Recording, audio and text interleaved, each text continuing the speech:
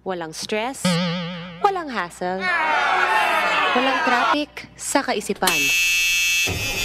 Walang wangwang, walang himala. Meron lang Chillax Radio. Tara, tambay muna.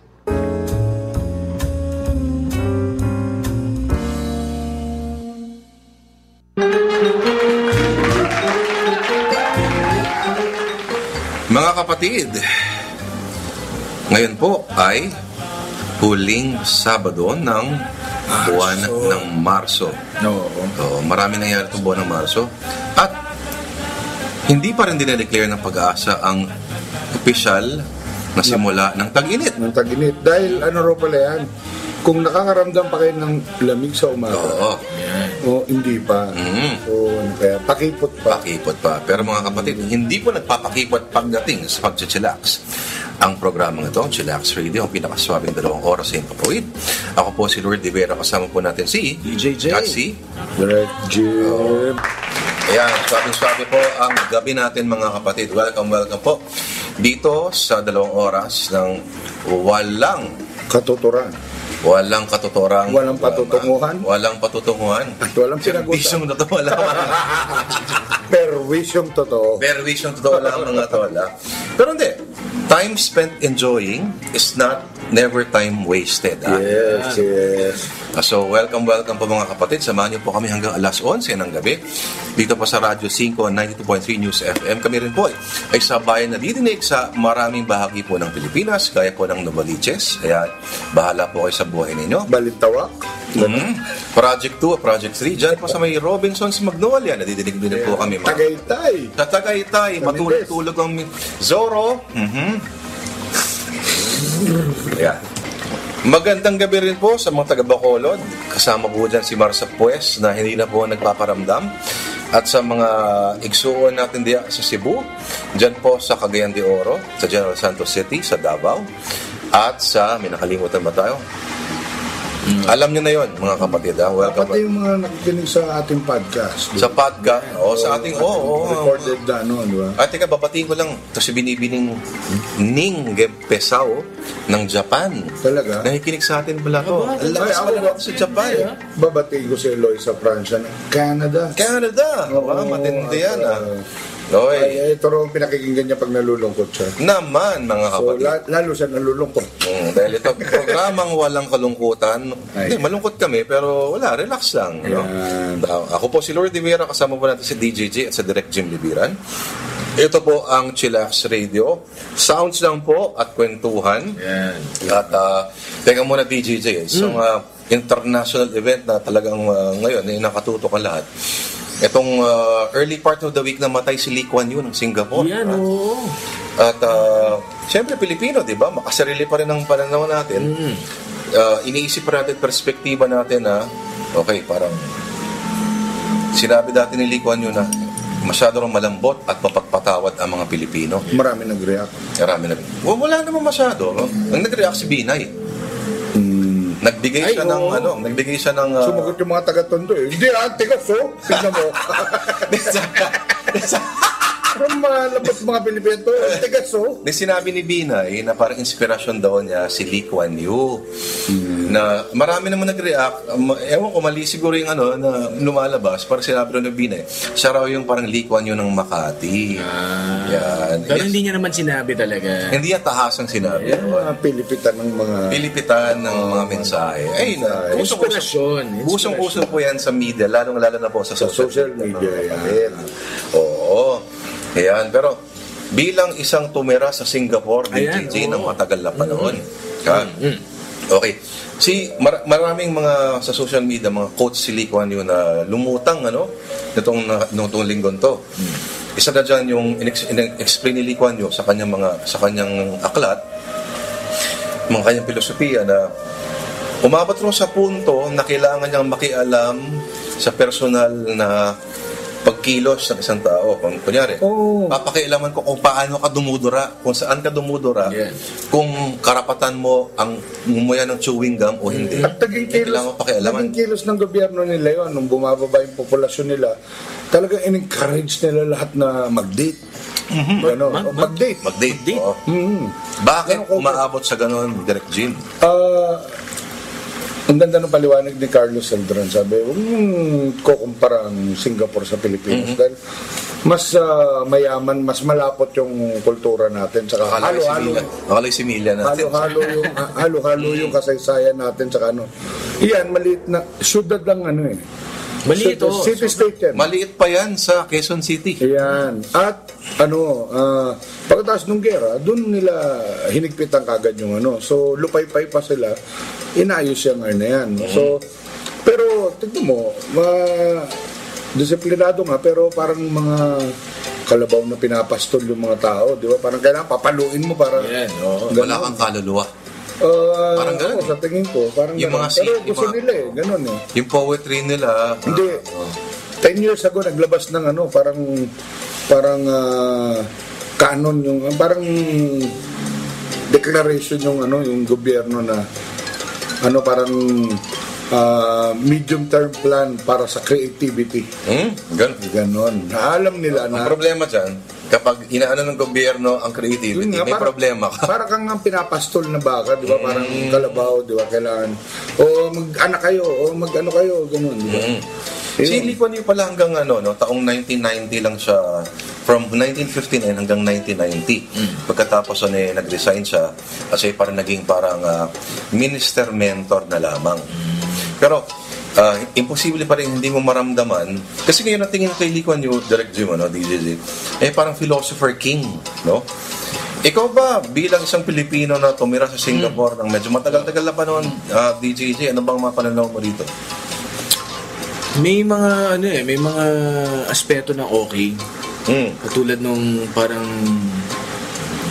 yung lumalabas, 'di ba, parang safe na safe. Well, totoo naman talaga 'yun. Pero dahil nga gaya ng sinabi ni Direct Jim, may kontrolado lahat. So yung mga baho, hindi natin tayo mga tagalabas, hindi natin hindi natin nalalaman 'yun. Meron bang baho? May baho, may chismis. Maliban sa mga nepotismo. Chismis. Dahil kung naalala mo, nung nagpunta tayo noon, di ba na dumating kayo noon, wala lang, masaya lang tayo, uminom tayo, di ba? Uminom tayo ng, dahil nag-celebrate tayo. Nagkataon, first time sa isang mahabang panahon, na bumaha. Bumaha nun. Naalala ko nun, umiinom kami, nakataas yung mga paa namin. Pero masaya kami nun. Kinabukasan, ang news, may news dun sa loob, chismis dun sa, wala siya sa papel, wala siya sa, na may isang press, photographer, na kinunan. Yung baha. Nako, hinarang siya kaagad. Bago pa may kumuha ng mga litrato o maikalat, hinarang na siya kaagad. Dahil hindi, kumbaga parang ang dating, walang pangit sa Singapore. Ganun. Pero ito, napakadaling i-govern, pamahalaan yung... Maliit lang. Subukan niya, kunyari, no? Subukan kaya hawakan ng Lee Kuan Yew ang Maynila. Huwag na. Tingnan natin. Huwag na. Gawin mo na lang sa supervisor ng Divisoria. Divisoria na. Oo, Divisoria na lang. At Binondo. Yan, di ba? Tsaka yung mga tao doon, hindi naman matitigas yung ulo eh. Parang siguro simula nung, or bago pa sila ipanganak, yun na. Alam na nila yung, kung bata ako, nanganak ako doon, nag-aaral ako, alam ko na yung series ng events na mangyayari habang lumalaki. Lang dahil tama, maganda, umunlad sila. Tama naman, di ba? Naging matibay ekonomiya, maayos yung hanggang ngayon, di ba? Maayos yung mga pamamalakad nila. Pag pinanganak kami, number ka kagad eh. At yun ang number mo habang buhay, di ba? Ganon? Oo. Yun ang number ng passport mo, ng social security mo. Alam mo yung tuntua ko doon? Isang card lang. Lahat. Para sa lahat. Wala ka ng yung PhilHealth mo, yung SSS mo, yung kung ano mo. Kaya natin gawin yan sa nandun sa Marikina. Pwede mong gawin sa yan. Oo. Pero may mga kaibigan ako na kasama ko sa trabaho dati na nag-decide silang dalhin ang pamilya nila sa Singapore. Ako, may mga kilala akong nandun ngayon. Mga jaded to mga taong to. Pero sinabi nila, dumating sa punto na aktivista pa iba. Gusto ko, lumaki ang anak ko sa isang lugar na tumatawid siya sakali. Safe.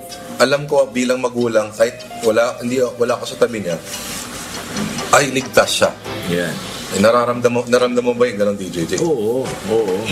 Kasi magugulat ako kunyari sa mga bus stop, may mga bata, batang maliliit na Walang kasama. Walang kasama. Kung sa Pilipinas yun, di ba? Baka kung ano mangyayari doon. Pero doon sila, sila mismo, sila yung ginagawa nila yung ano. Nagkatotoo kasi sinabi ng ating mga naunang mga bayani natin politiko nung I prefer government run like hell by Filipinos. The government run like heaven by the Americans. Yan. So like Sinabi yan, tayo nasa gates of hell talaga. sinabi yan ni Manuel Quezon. Yan. Pero hindi naman daw yun. Sinabi nilang yun kasi lumilipat siya ng partido. Mga panahon na yun. Pero eto sinabi sa akin ng mga kaibigan ko rin na matagal na. Mga kaibigan ko rin mga arkitekto tsaka advertising na mga 20 years nang nandun. Siyempre ay na umuwi rito, gulong-gulo sila rito di ba? Marami sa Singapore, kontento ba sila? Karamihan sa kanila mga haters, saka mga ganon, di ba? Mayroon sila isang pahina sa dyaryo na kung ano-ano, yung ganon, marikla, yung ganon di ba? Ganon din may mga quirks yung bawat kultura di ba? So, maganda pa rin bunuin natin itong bansa natin di ba? Ang daming pasaway, ang daming pero ang daming magagaling. Bata doon na nag-graduate. Sila na parang nag-alsa sila na parang bakit wala kami makuha ang trabaho dito? Hindi nyo kami kinukuha ganyan. Bakit kumukuha pa kayo ng mga tagalabas para Dari mga Pinoy. Yeah, mga Pinoy usually. Sama ka ron. Di ba? Ang problema nila, sabi nila, ang mga sila, ang tawag dito, parang madami silang hinihingi. Parang feeling nila entitled sila sa... Hindi ka tayo ng mga hampasupang Pinoy. Di ba, bigyan mo lang ng pangkape o ang tawag doon, kaya toast. Okay na. Di ba? Ganun lang mabinigay sa'yo, pangkape kaya toast. Hindi, may itlog yun So okay siya. Yun ang mga reklamo nila pala. Ang nakakatuwa rin yung mga uncle, yung taxi, di ba? Yan, yung mga uncle talaga. Tapos ito pala, dahil nilabas ng DOST, ng Department of Science and Technology, yung kanilang pagyayabang na Wi-Fi nilang Pilipinas. Ang Singapore, ganon. Yan. Libre ba wifi nyo ron? Libre yun. Libre yun. Pero hindi naman lahat may signal Hindi, Pero madali lang kasi magyabang kung yung lugar mo, mas maliit pa sa Quezon City. Yan. Yun. Tama yan. Kakayanin natin yan. Basta gustuin lang natin lahat. Tsaka nakakagulat doon, ito parang sobrang simple lang to, sakay ka ng tren, di ba? Makikita mo yung linya, lahat ng linya, lahat ng stasyon, nakadikit yung sa dingding na Bigla mo ma-realize na yun na pala yung buong bansa nila. Yun, yung ganong kaliit na yan, parang hindi pa parang mga 40 lang yata na stasyon yun. Yun yung buong bansa nila. At halos lahat pala ng international press na nag-base sa Singapore ay nakabangga ang gobyerno. Yeah. Talaga. At lahat sila nag-apologize. Karamihan sa kanila either nabawasan ng circulation o kailangan mag-apologize. Kunyari, may isang issue nung nepotismo. Kasi 'di ba, naging prime minister yung anak ni Lee Kuan Yew noong 2004. Yung isang anak niya, head ng Civil Aviation Authority. Parang Makati nga, Parang nga, no? Nagbibigay rin ba ng cake si Lee Kuan Yew? Yan ang magandang tanong. Di ba? Ngayon, ano yung pinaliwanag mo sa Facebook na si Lee Kuan Yew ay hindi inventor ng oyster sauce. O mga kapatid, si Lee Kuan Yew po ay hindi inventor ng oyster sauce. At masabi ko lang, kapag kayo po ay bibili ng oyster sauce, piliin niyo po yung medyo mahal. Kasi pag mura yung oyster sauce niyo, malaking tsansa na yan ay puro asukal. betsin. Talaga. at ang pangalan niya. Okay. Antokin kayo. Hindi ko babanggitin kasi baka mahirap na. Baka maging ng trabaho pagdating ng araw. Pero kung ano tawag niya kay Mami, Yun, baka yan. Yun, napakamura po ng oyster sauce yan, pero puro. At saka maraming produkto to na, ano, di ba, na tulad ng sesame oil. Yan, oo. Ang dami-dami lumalabas na mga murahing sesame oil. Oo, yung mahal-mahal sesame oil. Pero napakasarap ng ano, Hainanese chicken rice. Yan. Yan. Tsaka laksa. Laksa. Ayan. Pero si DJJ, sinabi niya, nung una siya pumunta ng Singapore, isang linggo pa lang ay sawang-sawa na siya. At in fact, matapos ang ilang taon niyang pamamalagi sa Singapore, nung siya umuwi sa Pilipinas, ano ang una mong hinanap, DJ? Ano yung una mong kinain pagdating mo mula airport? Jollibee. Hindi. Hindi, ano? Sabi mo, Pizza Hut eh. Ay, hindi. Hindi. Sorry, 2 beses ako umuwi. Yung una, Pizza Hut. Sa Cubao. Bakit ganun? Wala bang pizza? Sa Cubao. Hindi, meron, pero may ibang flavor eh. Parang kunyari, ito, di ba lahat naman tayo nagka-KFC? Ano ba yung target natin palagi? Yung gravy nila, di ba? Oo. Hindi po, maling kumain ng KFC na walang gravy. Oo. Pero, Doon, yan. Sa Singapore. walang gravy. Walang gravy, mga kaibigan. Ang nandun yung sambal na tinatawag nila. Naku, ano lasa nun? Na parang western Pero masarap yun, masarap yun. Masarap Pero- naman siya, pero yung timpla ng manok mo, western eh. Di ba? Humihingi siya ng humihingi siya ng ganung flavor eh. Tapos sambal. At yung nakakatawa pa doon. Nung nandun ako, parang gusto kong ipunin lahat ng mga nasa lamesa dahil iniiwan nila yung balat. Yung breading Hindi mismo. nila kinakain Hindi yung nila balat? kinakain. Talaga? Oo. So ngayon ako para matustusan lang yung craving ko ng gravy, bumili ako ng mga 4-5 mashed potato. Grabe. So ibig sabihin, meron silang gravy doon. May gravy May sila. gravy yun eh. Hindi Pero hindi mo pwedeng babayad ako ng extra. Oo. Hindi. Kahit may gravy, hindi ka pa doon humingi ng Hindi extra. ka pwedeng Kailangan kasama sa mashed kasama potato. sa mashed potato. Sa inventory nila, kasama yung O yan mga kapatid natin mga Pilipino, pag pumunta kayo sa Singapore, i-appreciate po ninyo ang libreng gravy Yan. ng KFC na Yung pwede mga- mong ipaligo. yung mga kumukuha ng yung mga platong malalaki sa Oo. KFC, tapos pupunuin nila, di ba? Diba? Yan. Gravy station. Yan, di ba? Yung parang talagang kala mo mauubusan, no? Na ginagawa pong sabaw ang Yeah. gravy. Yan. Nagbabalik ang Chillax Radio mga tol. Ako po si Lord Rivera, kasama si JJ. at si Direk Jim Libiran mga tol. Ito po ang huling Sabado bago magmahal na araw. 2015. Nako, matindi. Palm Sunday na po bukas mga tol, ha? May mga plano na ba silang magbakasyon? Wow. Sigurado tayong meron yan. At alam natin, ang mga news programs ay nakatutok lahat sa Bus station. Araneta Bus Center Terminal. Ayan, doon. NLEX, SLEX, mga ganyan. So, yung kalahati nating populasyon ay Lalayas. mangingilin, di ba? Ibig sabihin na dadanasin nila ang paghihirap ni Sokristo ulit sa mga beaches. Yung mga beaches. Ayan. O kung hindi sa beaches, sa loob ng mga air-conditioned sasakyan. Yeah. Kami pinangikiramay po sa inyo mga tol. Pero anyway,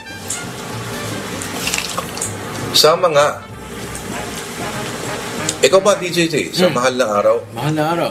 Ano ba maalaala mo na mahal na araw? Kasi nung bata tayo, di ba? Ako, Pag mahal na araw, handa kang wag manood ng telebisyon. Yan. At saka, ako, na childhood, yung sinakulo. May sinakulo sa inyo? Sa Kainta, oo. Kainta? Sinakulo doon. At saka parang parang siyang, kung ihalin tulad ko ngayon, ipipicture ko, bata pa ako nun, parang siyang UP Fair. Pero ito, yun, sinakulo.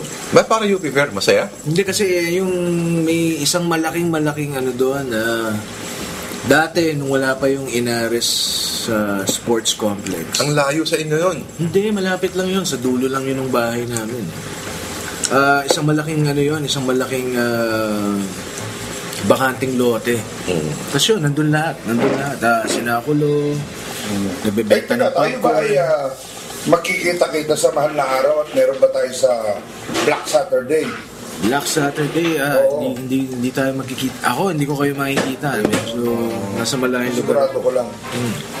sa Tondo, sa amin, ganun, pareho tayo, di ba? Yung hindi sinakulo sa amin, yung mga nagpepenitensya. Yan. Dahil sa dahuta yung nagpepenitensya sa Tondo. Bakit kaya? Nabuhugas ng kasalanan. Ano kaya ang mga At kadalasan ito yung mamamatay tao, yung akit bahay, yung ano, ganun, di ba?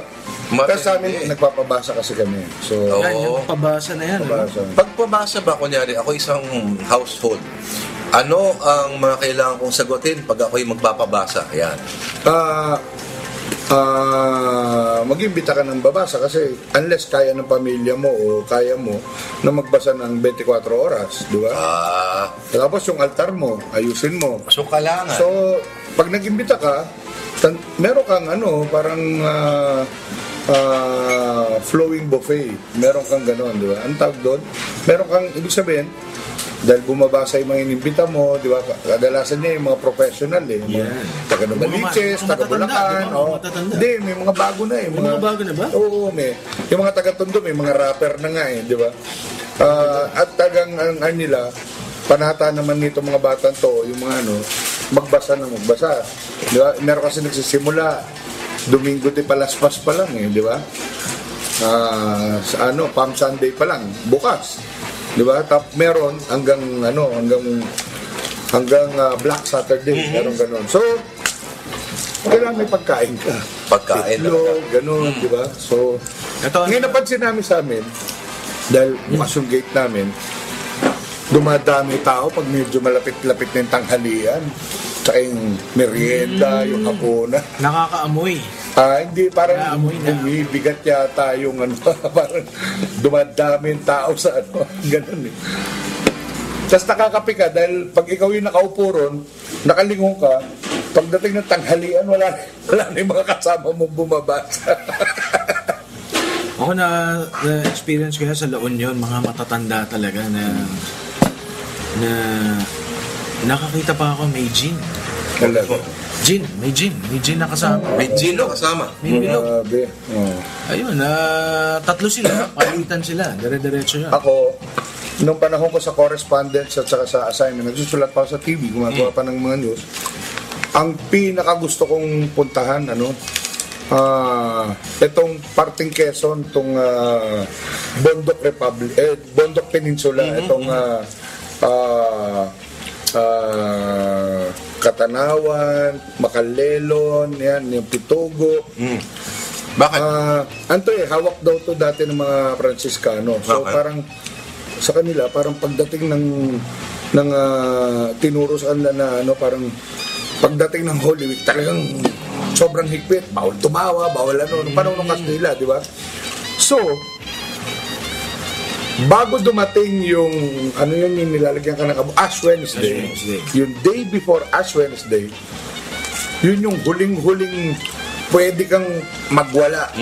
At ang tawag nila ron ay Buang-Buangan. Ito yung Buling-Buling Festival. Parang Mardi Gras. Oo, nagma-Mardi Gras sila. Okay. Buang-Buangan. Dahil kasi pagpasok na nung Lent, paawal na yun. Galing. Ganon, di ba? Universal pala yung ganong idea, no? Ang maganda rito, saan yan? Sa Katanawan, Buang-Buangan. So yung nagwawala talaga yung mga tao. Tapos yung gumugulo sa puti. Yun yung todo. Buling-buling dahil nagpapahit sila ng uling. Buling yun sa Tausug. Buling. Buling. Okay. Sa tabing bayan, Makalelon, pag ganitong panahon, kasi nagko-cover kami ganitong panahon, yung Station of the Cross buhay. Oh. So may Station of the Cross, tao yung nandun. Na Totoo tao. Paano yun? Hindi gumagalaw, gano'n? Tapos pag dumadaming tao, para sila nagsisenakulo. Ang galing. Parang tablo sila. Hanggang ngayon ba meron pa rin yan? Sana, nabubuhay. Kasi medyo magastos yung ganun eh. Yung bowling-bowling, magastos yun eh. Ang galing na. Oo. Tapos yun, yung mga may agimat, lumalabas yung mga manggagamot, lumalabas yung ganun eh, di ba? So, nagiging folk practice siya. Ito ang pinakagusto ko. Ito ang gusto kong hulihin talaga. Sabi nila, natatapos ang di ba, sa linggo ng pagkabuhay. Ito yung nagpakamatay na si Judas, di ba? gusto ko malaman to, sana mag-shoutout ang mga Kapampangan. Isang bayan sa Pampanga, hindi ko alam kung Santa Rita o ano. Yung madaling araw nung ano, di ba, ano yun, yung panahon ng Angel yun, di ba, na sa Lubong, di ba, yung Ininom kami, Sa Pampanga? sa Pampanga, isang bayan doon, Santa Rita yata, o hindi ko alam kung ano, Minalin o ano. Ang ano nila ng madaling araw, yung malaking ano, parang malaking effigy ni Judas na punong-puno ng paputok. O galing. Pinapuputukan nila si Judas. Ang galing. Galing. So, sayang hindi ko na-cover kasi walang gusto mag-cover sa ABS pag gano'n. Pag madaling Pag araw. din lahat eh, di ba? So, Okay yun ah. ang ganda nun. Ang dami na ang nangyayari sa ano na, di ba? Sa atin, Marami palang pwedeng mangyari, no? Oo, ako, hindi ko naging ugali mula nung malita ko na magbakasyon ng Holy Week. So, Dami nangyayari pala kasi. una, yun ang pinakamaluwagang Maynila. Nung binata ako sa Odeon tsaka sa Galaxy, pagkatapos nung pabasa namin, ito yung pinakamasarap manood ng Ten Commandments sa loob ng sinihan. Bakit masarap? 3 oras. Okay. Tulog ka, paggising mo, nandun pa rin pelikula. Tanda mo dati. Pwede kang pumasok sa umaga, lumabas sa gabi, dire-diretso, di ba? Hindi ka paalisin. So, ang dami namin natutulog sa loob. Paliwanag mo, DJJ, sa mga bata. Sa mga sinihan dati ay... Ang mga sinihan dati, Ay, una, pwede mong 7 gawin. pesos, 14 pesos to 28 pesos. Ganun lang nangyari. Ito na, rekta na. Ang mga sinihan dati, pwede mong gawing motel. Huwag tayo umabot sa ganun. Sorry. Huwag tayo umabot sa ganun. Kakain Ang mga ka. sinihan dati, isang bayad mo lang, pwede ka nang hindi lumabas. Hindi lumabas. Pwede mong ulit-ulitin. Pwede mong hindi simulan kasi. Yan. Pwede mong ulit-ulitin ng ilang beses yung pelikula. Ang tanong, anong pelikula ang ginanon mo, DJJ, na pinanood mo ilang beses paulit-ulit? Alam mo, hindi ko maalala. Hindi ko maalala kasi medyo busy ako. Okay. Ako, Ayan. pelikula ni Sylvester Stallone. Cliffhanger ba yan? Hindi, Ano? bago na yun eh. Oh. Cobra. Cobra. Ito yung meron siya sa sakyan. Yung may toothpick siya. Ito yun, di ba? Yan, nauso yan. Yung baril niya, yung galil na may laser pointer. Ayan. At nakakalungkot, natagpuan ko recently mga kapatid, ang Jollibee sa Cubao, sa tabi ng Coronet, ay sarado na. Talaga. Bakit ko sinabi yon at bakit binanggit ko yon? Dahil yun po ang kauna-unahang Jollibee sa Pilipinas. Talaga? Ang tanong, guguho na ba ang empire ng Jollibee? Kasi ito yung may SM. Imposible dahil... Yung SM, imposible dahil henerasyon sa henerasyon ng nagdadala ng ano. naaalala ko, first time ako nakatikim, vivid pa sa memory ko eh. Yung Jollibee Coronet, doon ako unang nakatikim ng champ. Doon ako unang nakatikim ng 2-piece chicken joy. Na pinapanood pa namin noon, Rambo 2. At sa Coronet, kasi malaking bagay sa akin yun eh. Lapit lang sa amin. Ka-tricycle ka lang, andun ka na sa sinehan. Diba? At nalungkot ako nung nakita ko yung Coronet na ginagawa na lang na parang ukay-ukay. Lugar ng puro ukay-ukay na lang. Medyo malungkot siya. Ako naman introduction sa akin ng Jollibee. Sabi ko noon parang, Ma, Pa, dalhin nyo, ano naman, Jollibee naman tayo, ganyan. Ang galing sabi sa akin, naku, huwag tayo doon. Bakit? Bakit? Dahil yung patty nila, yung burger patty nila, gawa sa bulate. Hindi, meron pa isa noon bago pa yun yung... nga, yun nga yung diba? bulate. Siyempre, bata ka, diring-diri ka, di ba? Pero yun yung parang tumatak sa akin, Jollibee, bulate. So, hindi naman pala. Hindi naman pala. Yan. Ngayon, nakatira ka sa isang lugar, Na... 5 tumbling lang, nasa Jollibee ka na. Oo, Ibang tumbling at isang kembot. Diba? napakasarap talaga. Okay, ito na yung sabi mga sounds mo talaga, DJJ. Alam mo, yung kaibigan natin si Joey De Los Reyes, nag-aanyaya sa Quezon. Kailan? Standing offer pa rin. Kailan? Yan. Maaari natin gawin yan na mawala ka eh. Hindi, pagkatapos. Hindi. Bago. Kailan ka Hindi, Kung wala saan na. makita yung sinasabi mo? Lukban niya, ang layo ng Bundok Peninsula yun eh. Lokban, ano? Wow. Malayo 5 yung Lukban. hours na yan. Kasi yung Quezon, di ba, Hate, ito yung site. Hindi, Lokban, malapit lang. Hindi, Lukban yung kala Joey, Joey. oh. Yung Bundok Peninsula yun. Oo nga. Malupit yan. Dadaan ka ng bandang hindi Infanta, Lopez. Kung nagplaplano kayo, hintayin nyo naman ako. Teka muna, kailan ba ang alis mo? Hudyo ka rin. Ngayong linggo. Okay. Pupunta siya sa lugar na walang kinalaman sa mga pagdurusa ni Kristo Yan. sa Antique. Yan. Pero meron naman, may procession naman doon. Ako rin, baka mag-south din ako. So, South, ha? South Harbor. South Harbor, Sabi, Tondo. mga nag-iaya. So, Meron ba nangyayari sa Tondo pag mga ganyan? Nabang yung ano, yun lang mga nagpe-penitensya at pamasa. Oo. Tapos sa loob ng kalye ng Maynila, pag ganun ano, Yung masarap ang bisikleta siguro, no? Yun ang masarap talaga. parang may laban si Manny Pacquiao. Pero, Kailan ba laban? May matagal pa, 2. May 2 pa. Actually, May 3 pala. May 2 sa Amerika, May 3 sa atin. Yan. Nadanasan, ngayon magsisimula lang ngayong Abril, mga kapatid. Nagsisimula na ang rotating brownouts. Ipaliwanag natin sa mga batang nakikinig kung gaano sila kaswerte na ang kanilang forms of entertainment lahat nakasalalay sa bagay na sinasaksak sa kuryente. kuryente. Paano gano'n sila kaswerte? Hindi, ngayon nila kasi nung bata ako, naranasan ko yung napakaraming at Naku. isa sa pinakamasayang panahon yon sa tama yan. Tondo. Tama yan. Dahil wala ka magagawa di ba? Although hindi pa tayo addict nun sa kuryente dahil di ba, hindi tayo nakakabit ng charge, di ba? Ang sarap magpatintero sa Yeah. taguan, Ay, sa liwanag ng buwan. Yan, naku. Tunay namang swabe ang mga sounds mo talaga, DJ dito kasi sa mga laro nakakalimutan na ng mga bata. Yan. Yun. Yung anak mo ba, Direk Jim? Si Jared ba ay nagpapapatentero na subukan niya ba? Hindi ko na alam ngayon. Oo. Dahil siya ay binatilyo na. Ito, matanong ko. Bakit lagi pag dumadating sa usapin ng mga laro na nakalimutan o hindi ginagawa ng mga bata ngayon na lulong sa internet, bakit patentero lagi unang umuusbong na laro? Gusto ko malaman yun. Bakit patentero? Team sports eh, una. Team sport? Eh? Pangalawa, kayo magkakapit bahay. Di ba wala naman dumadayo pag patintero Oo. kayo talaga. At wala kang ibang props sa kailangan, kundi Sa amin ano lang, lata at saka kanal. Hindi. Alam ko na. Alam mo Kasi sasandok. Tapos, Yan. yun ang pangguhit mo. Pangguhit mo yung tubig. Kundi yun Mismo. sa amin, Ako nga sa- basag na paso. Mga maba Kasi sa inyo,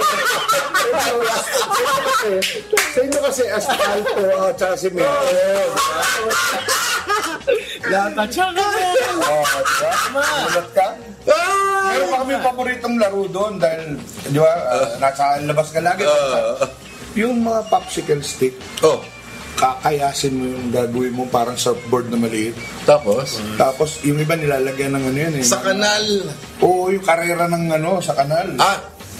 Nakita ko yan pag umuulan lamang. Yan. Oh. Kaya kasi sa inyo, sabi kasi yung kanal laging Free flow yan. Oo, napaka masigla. Ako nga sasabihin ko sana ice tubig. Kasi yun, bili ka ng tubig, Oo. hindi yun, di ba? Pero yun nga. Hindi. Pag natuyo yun, Hindi, wala na yun. bili ka Sa ulit. amin kasi, di paso, di ba? Yung paso, pag biniak mo yun, yung clay nun, Pangpiko. Yan, di ba? pag binarka mo yun, mukha siyang ano. At Di kasi mas talagang visible sa ilalim ng ano eh, ng paggabi. paggabi.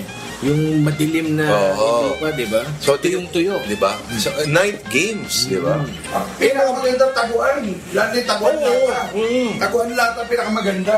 Di ba, yung balagong, sisipahin mo sa kabilang kalye yung lata. Eh, grabe naman yung larong yun. Ganun, hanggang sa kabilang kalye. Pang alipin na rin. So doon lahat magpupunta, gano'n. Hindi, Tulog. taguan kayo habang kinukuha niya yun. Pag nakuha niya, ilalagay niya sa gitna ng kalye. Tapos doon kayo magsasave. Tapos ito, Direk Jim, yung larong yan ay dependent siya sa terrain. Oo. Ng physical location. Una, hindi po pwedeng maraming dumadaan doon sa kalye mo dahil masasagasama Oo, lahat, oo, di ba? So ito yung mga, kung may main street, ito yung mga nasa, Oo. di ba? Kami swerte kami, kali namin. Dead end kasi. Dead end, no? At maluwag. Swerte kayo pag summer, pag tagulan hindi. pag tag-ulan, yung mga larong binanggit mo kanina, yung gumagawa ng surfboard, maganda rin kasi yung kanal namin. Hindi ngayon bago na kasi kayo aanurin na kayo papunta sa ilog. Grabe, parang bigla ko nalungkot. At naalala ko pa noon, payabangan pa noon, pag brown out, kung ano yung mga animal shadows na pwede mo ilagay sa kamay mo. Alad na yan. Ewan ko kasi sinabihan kayo dati na huwag nung paglaruan yung candle wax. Gawin ipon mo yan. At may ihi ka sa kama. Yan. Balisaw-saw. Balisaw sa bigla. Saan galing? Ewan ko, hindi ko alam. Kahit sa mga Pero ang sarap kasing laruin nung, di ba, wala kang ginagawa. So yung patak ng kandila talaga, iipunin mo lang ng iipunin gano'n, di ba? Ang ginagawa namin sa Tondo, dati, inabot ko pa 70s, no? Yung lalabas kayo, pupunta kami doon sa parang ilog na estero. Mangunguha kami ng ng alitap-tap. Alitap-tap. Okay. Ilalagay mo siya sa parang yung lata ng nido, lata ng ng mga gatas. 'Di ba? Na may butas yung arm niya, bukas yung isa, 'di ba? Yung isa binutasan mo ng ng parang ng pako para makahinga. Tapos tatakpan ng plastic yung harap. Kaya para umilaw. Parang umiilaw. Later on naman inabot ko yun. Tapos nung wala na akong makuha ang alitap-tap, yun, yung kandila na lang yung nasa loob, dala-dala na ng mga Grabe bata. kasi, binanggit yung alitap-tap. Ang mga lugar na lang may alitap-tap ngayon ay Puerto Princesa, Guimaras, yung mga lugar talaga na Ano nga ulit sa Firefly? Firefly. Ang huling kita ko dyan, 90s, dyan sa likod ng Mascom. Likod o harap ng Mascom. Yung dyan sa may UP Mascom. Basta medyo gubat-gubat. Yan. May gubat-gubatan pa, makakita ka ng... Nung lumaki-laki na ako, parang pag napapag-usapan ng mga lasing sa Tondo yan, gusto mo ng alitap-tap, halika rito. Sa pakita. Makakita ka ng alitap-tap dito. Oo, kaya. Ama ko. Yung beer house na may EDSA. Alitap. Ay, Yan ang yan. alitap-tap. Oo. Nako. Nakakalaban ng Alibangbang. Kalibangbang. Na, dito sa may Kamyas, meron din na nawala na. Ano? Yung Gagamba. Gagamba? Oo. Yung Wendy's, yung katabi ng Alam ko yun, DJJ. Madalas ka lagi ron. Kasi binadalaw ka. Binadalaw tayo. Chillax Radio, mga tol. Bakasyon. Ayan, mga kapatid, nagbabalik po ang pinakaswabing 2 oras sa impapabid ng Chillax Radio. Binabati po natin ang mga nakikinig sa atin lagi. At namimiss na po namin sila. Si Miro Abala. Hello, si Miro Abala. Aldo Gardose, Henrik Oliva, Mong ng Subic. Mong, namiss ka na namin, Mong. At sa 10 nakikinig po ng programang ito, hello po sa inyo mga tol. Ha? Homer Intinovicio, Omer Perido. At ikaw na mag-isa na naiipit sa trapiko ngayon, tol. I love you. At gusto kong batiin ang aking baby. Hi, baby. Baby! Yun, no? Mga baby, di ba? Inalagaan yan eh. Napadede mo ba? Ay! Mga kapatid, Chillax Radio, wala po tayong problema sa gabing ito. Ang problema natin, saan masarap ang bakasyon? Yan. Ha? Ikaw, Jim, ikaw ang pinakamaraming napuntahang mga lugar sa Pilipinas. Sa akin, Pilipinas muna. No?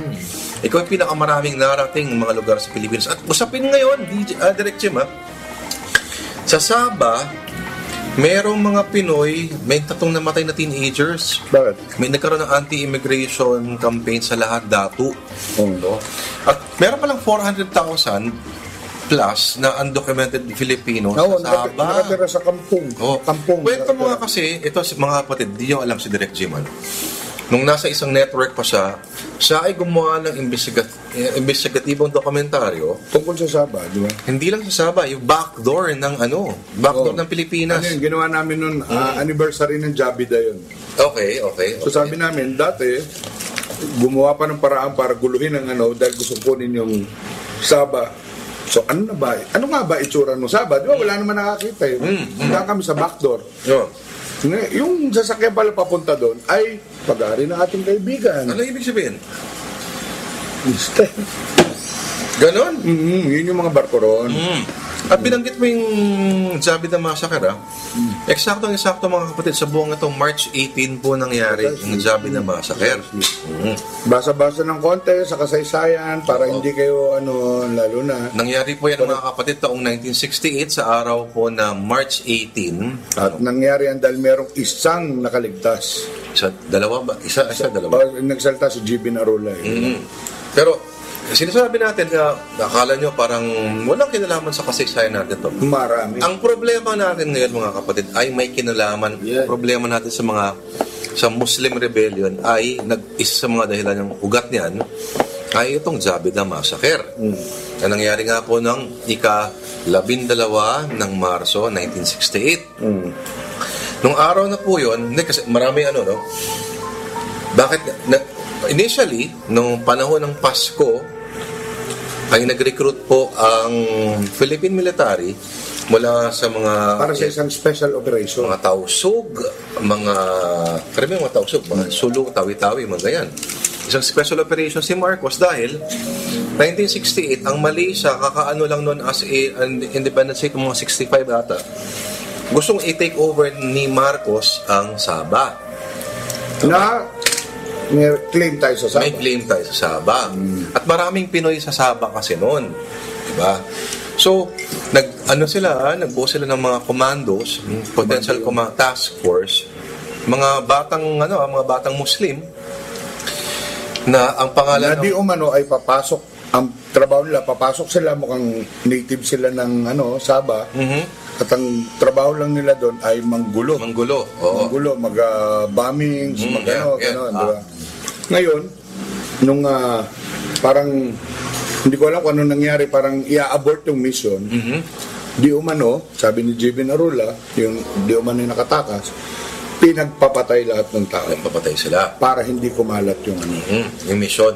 Yung Jesus mission. Kasi, ang nagganyan, ang nag-expose niyan sa isang Senate hearing ay sa kanyang si Benigno Aquino Jr. Ayan. Walang iba kundi mga kapatid. Ang tatay ni Chris Aquino. Ayan. Si Ninoy. Yan. Sa isang privileged speech sa Senado. Ito tinatawag ng Oplan Merdeka. Pero ang pangalan ng commando unit ay Zabida. Merdeka means dakila. Dakila. Okay. Zabida naman ay magandang babae. Yun. Balbalasang, sabi nga sa Balasang. Okay, so pinuntahan namin nung nandun pa kami sa kabilang network, mga mga 2000, year 2000 to, 2001. Ano itsura ng Sabah? At meron pa ba mga Pilipino ron? So, masok mula Zamboanga, pwede ka magbarko papuntang Pota Kinabalu, pero ang babagsakan mo ay isang bayan na malapit sa Tawi-Tawi. Actually, talaga nagkakatinginan lang yung isla. Pag nandun ka pala sa south, doon sa lugar na yon, hindi mo yung nakikita mo mga linya sa yung mga boundaries, political boundaries sa mapa, wala naman doon eh. So, hindi mo nakikita, talagang, di ba, nagtatawir, pwede mong languyin. Languyin? Oo. So, Tingnan mo na, linawin na. wala tayong mapa eh. Ang pinaka-huling isla ng Tawi-Tawi ay kitang-kita mo ang Malaysia. Gano'n?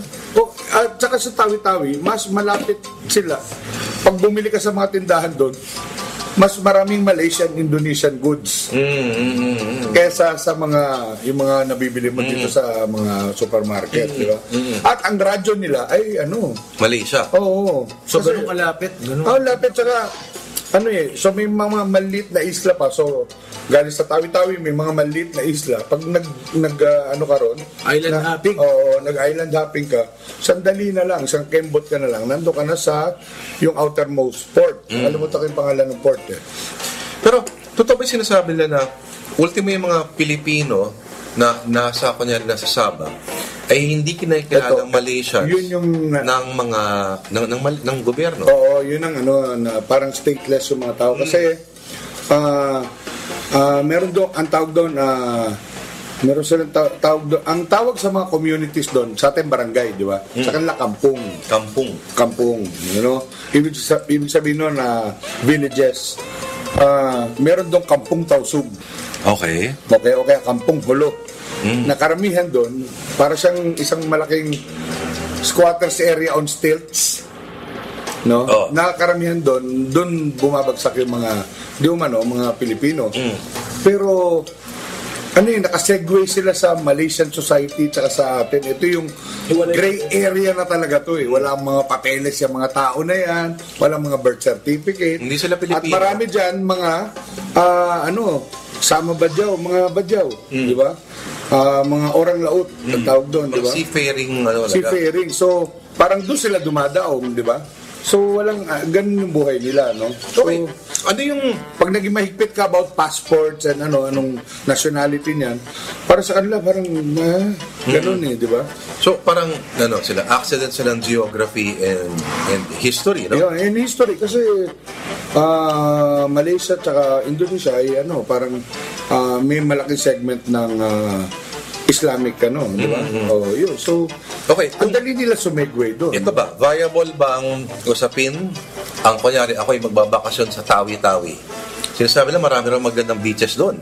Oo, hindi, marami yan. Lalo na kapag tinignan mo yung taniman ng Karaginan, meron lugar sa Tawi-Tawi Meron din na seaweed po. seaweed, yung ginagawang beer, di ba? Beer o ano? Beer? Anong beer? Gulaman. Gulaman tsaka beer. Yung parang farming siya na pag nag-low tide, naglalakad ka sa open sea. Open sea, ah? Open sea yun, naglalakad ka. Tapos meron may mga community ron na ang laki ng incidents ng blindness. Bakit? Tubig yung paligid mo eh. Sobrang liwanag. Ganon, ha? Ganon yung Bright na bright talaga. tapos walang doktor, walang di ba? Tapos wala kang access sa mas mataas yung yung asin mo kaysa sa di ba? Yung mga ganon. Yun yung mo. Okay, para makapunta ng Tawi-Tawi, anong kailangan namin sakyan? Kunyari, direct gym. Sa Zamboanga lang, merong Zamboanga, merong fast craft na papunta doon. Tapos para ka na ang Tawi-Tawi ay sinasabing Venice of the South, di ba? Dahil Lahat nakatira sa ibabaw ng dagat. hindi, para siyang pulutong ng hiwa-hiwalay na isla, di ba? Tapos yung hiwa-hiwalay sobrang dikit, akala mo estero lang siya, ganon. So literally, pag pupunta ka sa kapitbahay mo, magsasagwan ka, gano'n. So, linawin natin yung ng Itbulaga, no? Mula Apari hanggang Hulo, ay hindi yun accurate. Mula Apari hanggang Kasi may Batanes pa eh. Mula Batanes hanggang Tawi-Tawi. Tawi-Tawi. Ang Hulo ay mas mataas pa kaysa Tawi-Tawi. Ibig sabihin mas timog na bahagi. Yun, ang tawag doon sa port na yun ay Sandakan. Sandakan. Malaysia na yun. Malaysia na yun. So, sa Sabah. Ang Sabah ay isang malaking isla na hinahati sa 3 bansa. Sa pagkakaalam ko. Ano yung pangatlong bansa? Malaysia, Indonesia, Brunei. Ha? Sabah Peninsula yun. Okay. Isang malaking isla. Bakit naman Indonesia rito? Ha? Bakit may Indonesia ka na Etong Malaysia, etong tas yung likod. Kasi nakaharap, gano'n?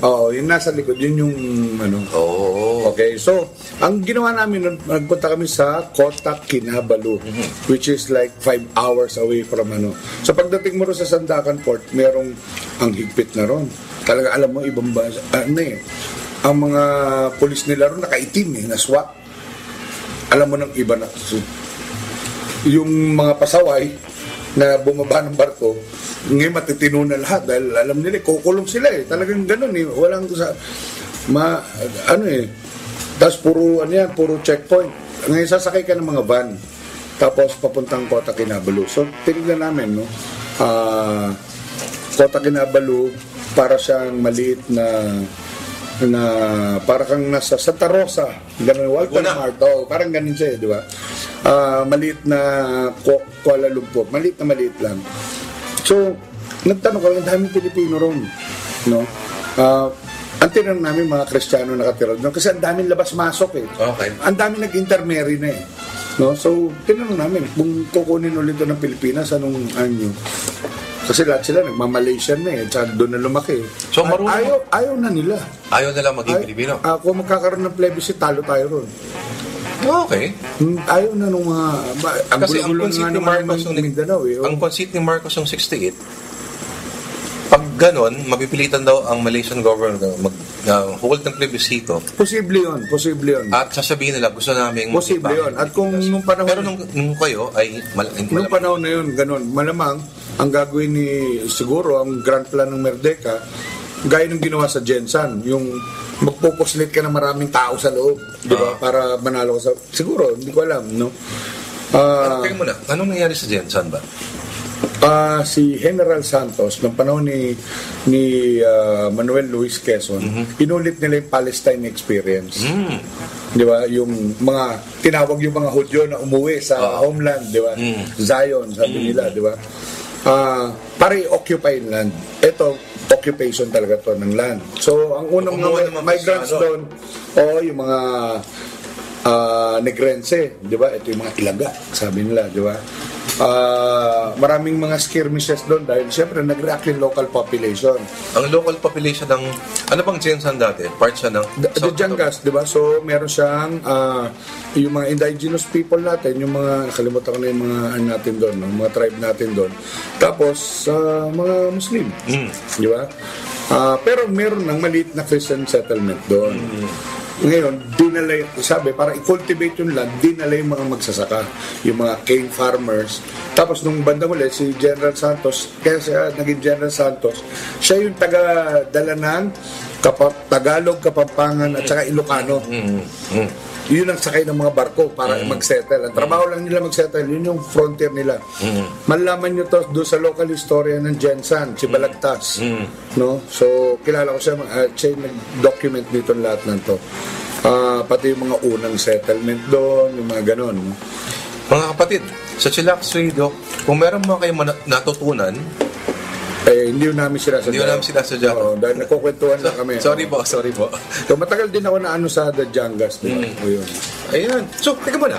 Ang The Jangas ay isang puno. Ang alam kong, talaga. So, ang tawag dyan ay Dadyangan. Ibig sabihin yung lugar ng mga puno na Dadyangas. Alam kong Dadyangas kasi yung lugar kung saan nanggaling si Rolando Navarrete. At si Man, The bad boy Pacquiao. from Dadyangas. Si Man Teka muna, ang Dadyangas is buong Jensan? Ang Jensan, Okay. Akala ko siyang parang isang lang taon. So, dati siyang Islamic ang sabi nila, dati siyang parang pirate cove.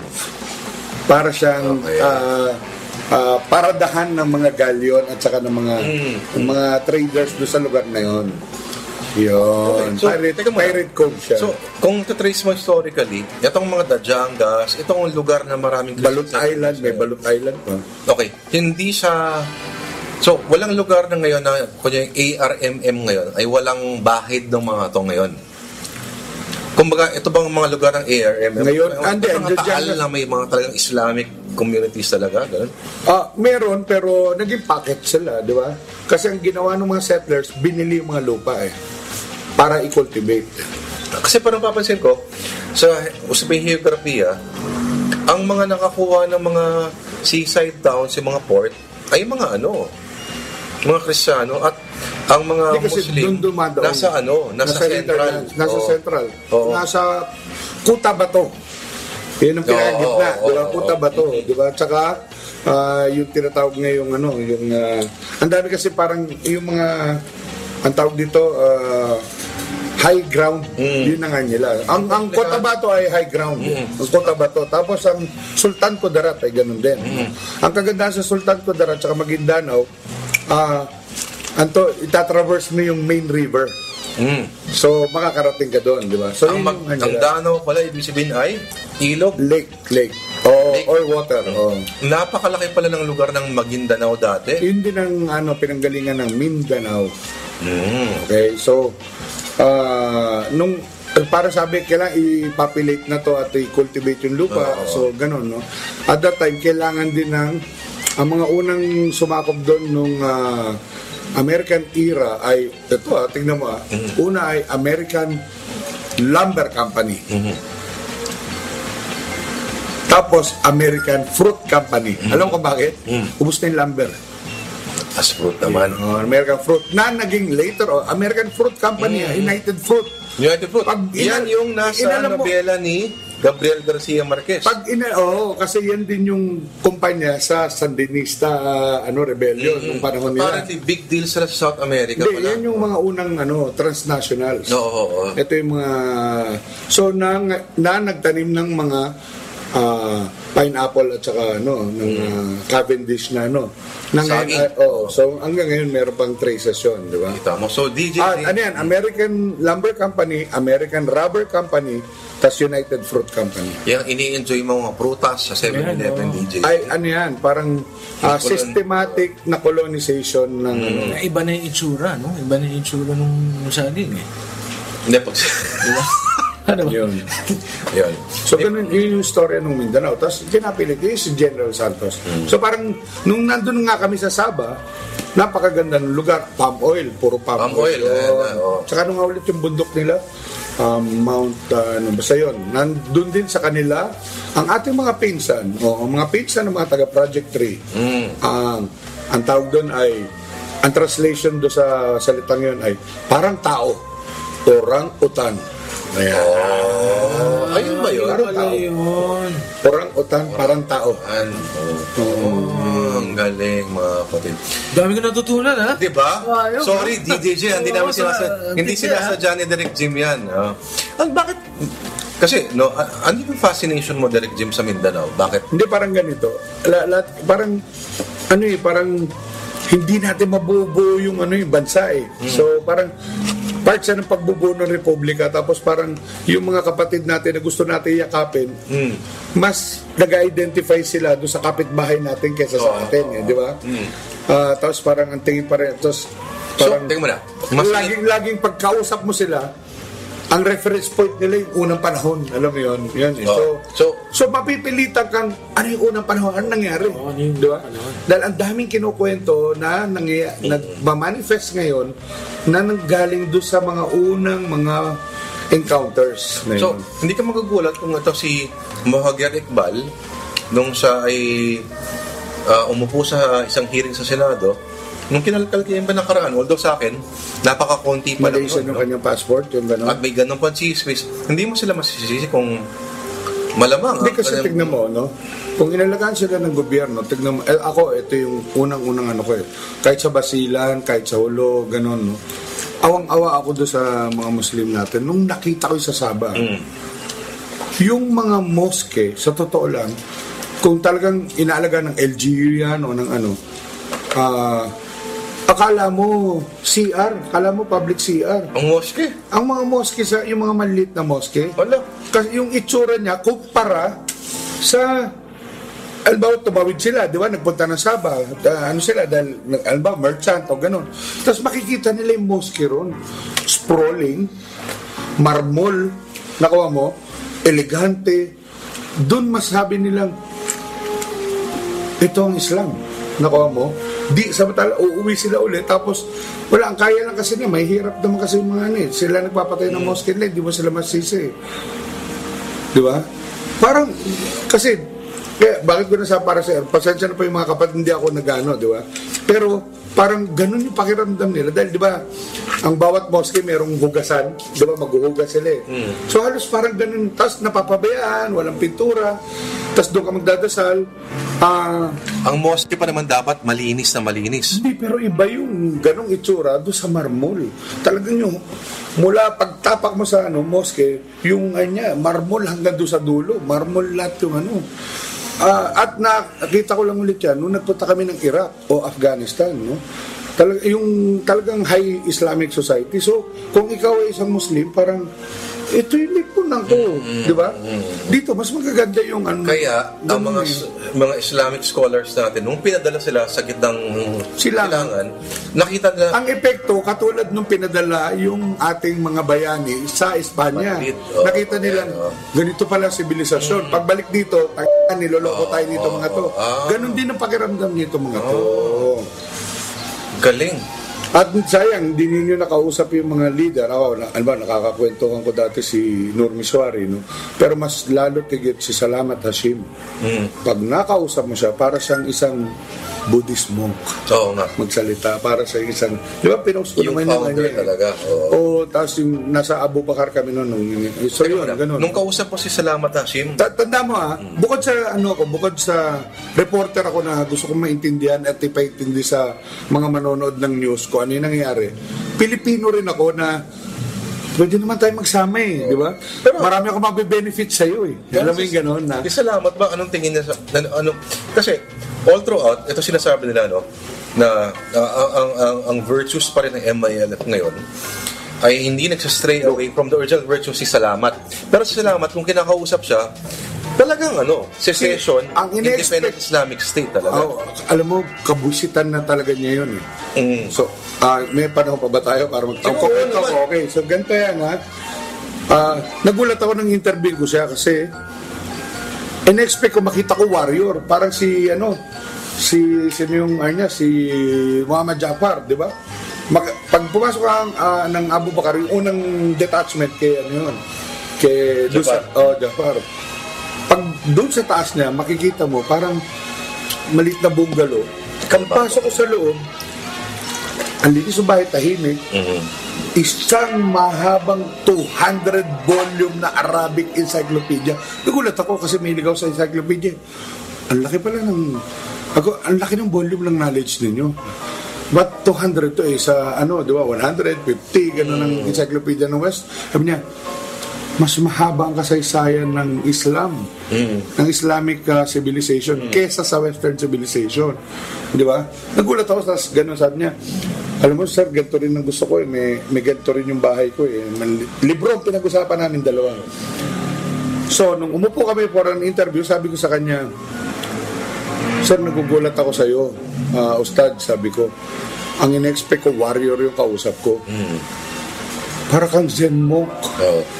Hindi ka dapat nandito sa kampo na may hawak na baril. Dapat nag-ikot ka sa mga universidad, kausap mo yung mga estudyante. Hindi siya makaikot. Sabi niya, Jim, ganito yan. Alam mo ba na sobrang hilig ko sa libro? Librarian ako Si Ustad Salamat Hashim, ay librarian ng Holo Library. Linawin lang po natin mga kapatid Si Salamat Hashim po ay ang founder ng MILF at co-founder ng MNLF. So parang, di ba may BIFF ngayon, so parang nung nag-breakaway sila, biro mo nag-breakaway to, sabi niya, Jim, nerd, parang nerd siya So sabi ko, paano po kayo napunta sa gera? Librarian pala siya, ganito yan. Ang aking thesis ay inikot ko pa sa Arabia, sa Alexandria, Sabi ko, tanong po ba thesis nyo? Siyempre, nagkaintindihan kami, universidad Sabi niya, inaalam ko kung anong klaseng Islam yung dumating dito, paano siya dumating, etc. Hindi pala nag-proselytize, nagulat siya ron na hindi, pagdating dito ng mga unang Muslim, hindi. Dumating yung mga Muslim dito, nagtitrade lang. Tapos hindi nila tinuturo yung reliyon nila. Tapos doon nagulat sila kasi maayos kausap, malinis. Yun. So yun. May virtues. Yun.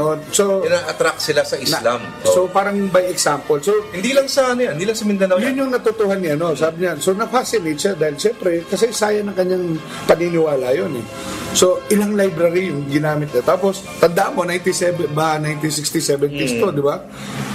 Typewriter to. Carbon paper, triplicate, thesis di ba? Sasabit na yung thesis niya, di ba? Pag nagkamali ka, siguro wala sa kanilang ulitin mo yung buo. Naalala mo, di ba? Tinapos niya yung thesis niya ron. Hindi pa niya nasasubmit, patapos pa lang yung thesis niya, yung lahat ng volume ng mga pinag-aralan niya, nagkagera sa Holo, sinunog ng Philippine military ang Holo, burning of Holo. Nasunog ang library. Ang sabi niya sa akin, Jim, if a scholar like me who loves books cannot read books, diba? What kind of life, diba? So, mauksan armas. Galing. Ganun na ngayon yan. Alam mo, Jim, ito yata yung pinaka-enlightening na hindi, alam mo, sapin. Ito, hindi ko po inaral to sa ang ko rito ay na-encuentro ko to mga tao to. So, magbabakasyon tayo ngayon, di ba? Huwag niyong isipin yung mga dagat tsaka yung mga puting buhangin. Kausapin niyo yung mga tao na pupunta kayo ng Laia, pupunta kayo ng Pagudpud, yung mga tao nakatira doon. Kausapin niyo. Kilalanin niyo dahil kababayan niyo yan at baliwala ang isang lugar kung hindi mo kilala yung komunidad. yon ang pinakamagandang bakasyon. Dahil next year, hindi ka na pupunta sa beach. Pupunta ka na sa bahay ng kaibigan mo na nasa beach. Tama? Matindi. Oo. Yan. Alright mga kapatid. Nako. Matindi ah. Matindi. Kung may natutuhan po kayo ngayon, sorry po. Hindi may sinasadya. Wala sinasadya yan. Si Lax Radio mga tol. At siguro, DJJ, may request na lang ako sa'yo. Teka, bago yan. Magpapasalamat ako sa lahat ng nanood at sumuporta. Yan. Palakpakan At sa lahat ng gusto pang manood sa maliit naming pelikula na Ninja Party. Yan. Ayan mga kapatid Ayan. habulin niyo po yung mga schedules po niyan. Ninja Party, Direct Jim Libiran.